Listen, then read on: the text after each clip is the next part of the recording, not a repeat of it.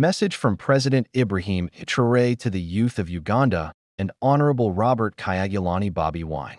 To the courageous youth of Uganda and my brother in the struggle, Honorable Robert Kyagulanyi Senemu, Bobi Wine. I send you revolutionary greetings and unwavering solidarity from the people of Burkina Faso. Africa is standing at a historic crossroads. Across our continent, young people are awakening, refusing fear, and rejecting systems built on repression, corruption, and foreign control. What you are facing today in Uganda, state violence, intimidation, internet shutdowns, and the silencing of opposition voices, is not unique to Uganda. It is the same old system that has oppressed Africans for decades. To the youth of Uganda, you are not criminals for demanding dignity. You are not enemies of the state for demanding justice. You are the conscience of your nation. History shows that no regime can defeat a united, conscious, and determined people. Stay organized, disciplined, and peaceful, but remain unbreakable in your resolve. To my brother Bobi Wine, your struggle represents the voice of millions of young Africans who believe leadership must serve the people, not dominate them. Standing against repression requires courage, sacrifice, and faith in the masses. Know that you are not alone. The spirit of African liberation lives in your struggle.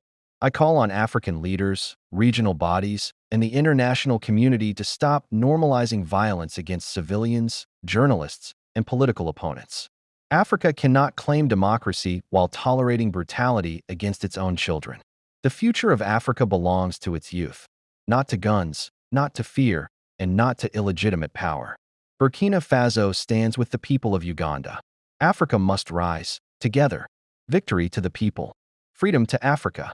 Museveni, Bobi Wine, people of Uganda, listen to me. When a government shuts down the internet 2 days before a high-stakes election, that is not public safety, that is fear. Fear of the people, fear of the youth, fear of the truth going viral on TikTok, YouTube, X, and every live stream that can expose what happens at the polling stations. The Ugandan authorities pulled the plug. No WhatsApp, no X, no connection. But who created the conditions for distrust when the same man has ruled for 40 years, when opposition rallies are blocked and activists are jailed, when every election trend looks like a copy-paste of the last result? People do not believe your words anymore. Yoweri Museveni is terrified. He is afraid because the African youth are no longer sleeping. They are waking up to the reality of digital sovereignty. Bobi Wine, they have cut your voice because your message is a vibration that can shatter their glass palaces. To the youth of Kampala and beyond, the internet is a tool, but your resolve is a weapon. You don't need a signal to know that the time for the elders to rest has come. This isn't just an election. It's a test of our Pan-African spirit. The revolution will not be televised, and in 2026, it won't be posted. It will be lived in the streets, homeland or death.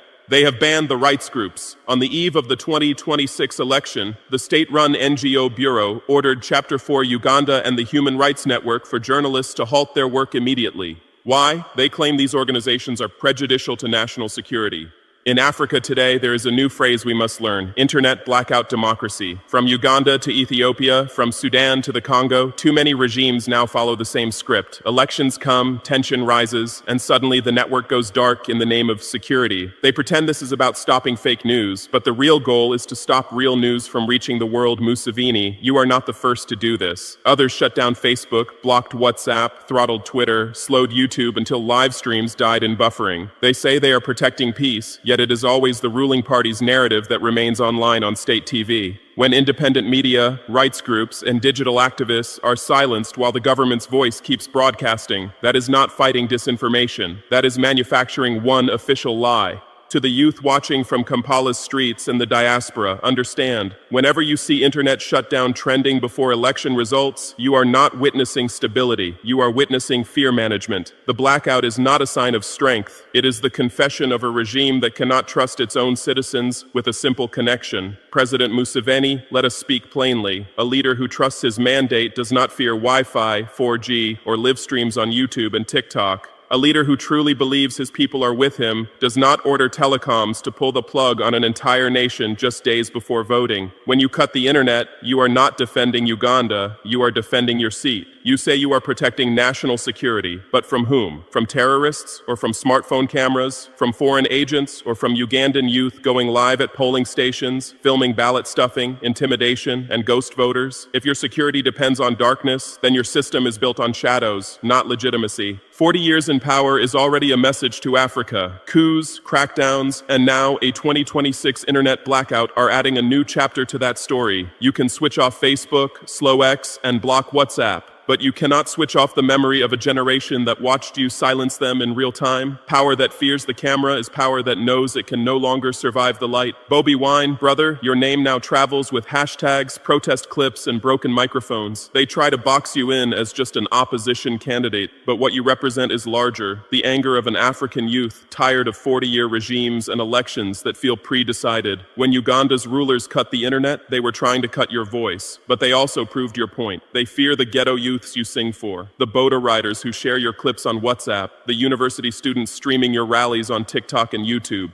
That is why they turn the entire country into airplane mode before the vote. They know that in the age of smartphones, ballot box tricks and midnight counting rooms are harder to hide. Understand this. Your battle is no longer only Kampala versus State House. From Ouagadougou to Lagos, from Nairobi to Johannesburg, there is a generation watching how Uganda treats you. Your courage or your silence will send a signal across the continent. If they break you quietly, many leaders will learn they can black out, ban, and beat their opponents, and the world will move on. Ugandan youth, listen closely. When they cut your data, they think they have cut your power. But you are the real internet of this nation. Long before TikTok trends and YouTube shorts, revolutions spread from mouth to ear, from street to street. Today, a blackout slows the signal, but it cannot erase your hunger for change. Do not let the blackout convince you that you are alone. The diaspora is watching, Africa is watching, the world is watching. Through VPNs, proxies, and every mirror account that refuses to go dark. They can shut down the network, but they cannot shut down your conversations, your organizing, your courage. Remember this, regimes that fear young people with phones are regimes that know their time is already ticking. When a regime shuts down the internet, it is already attacking the eyes and ears of the people. But when it also orders human rights groups and election observers to halt their workdays before the vote,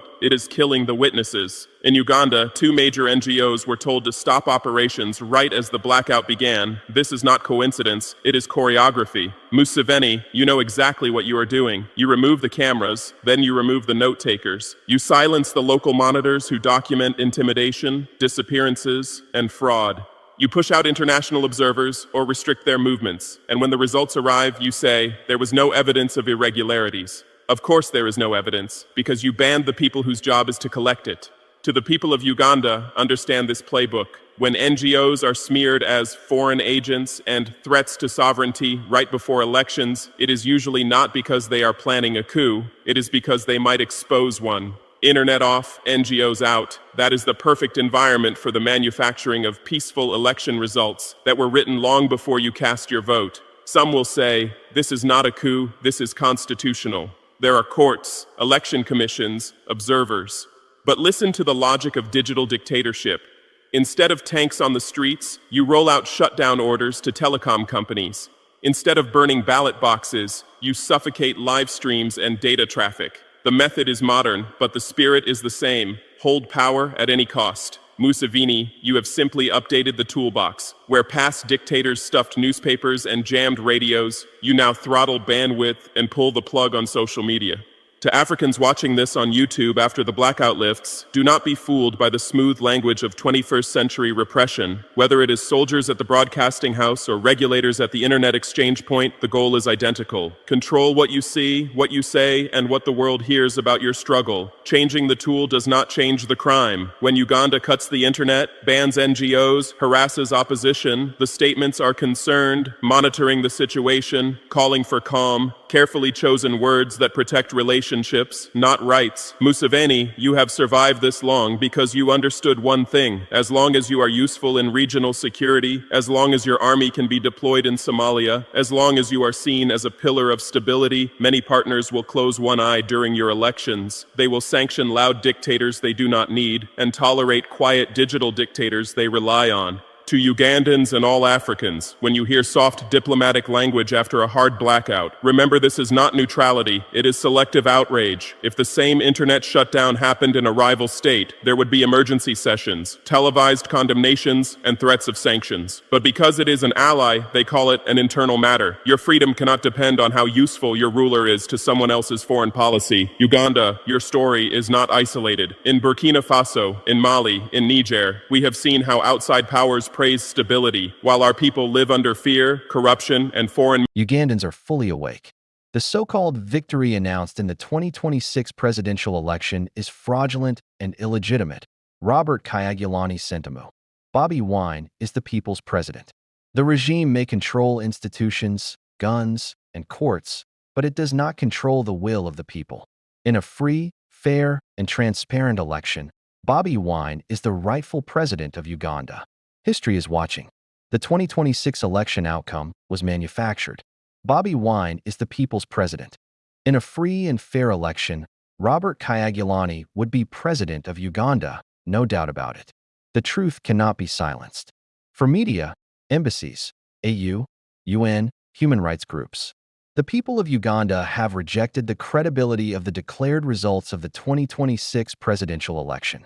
Widespread irregularities, repression, and lack of transparency undermine the legitimacy of the announced outcome. Robert Kyagulanyi Ssentamu, Bobi Wine, remains the people's choice. In a genuinely free, fair, and democratic process, he would have emerged as the president of Uganda, reflecting the true will of the electorate. We call on the international community to stand with the Ugandan people in defense of democracy, human rights, and constitutional rule.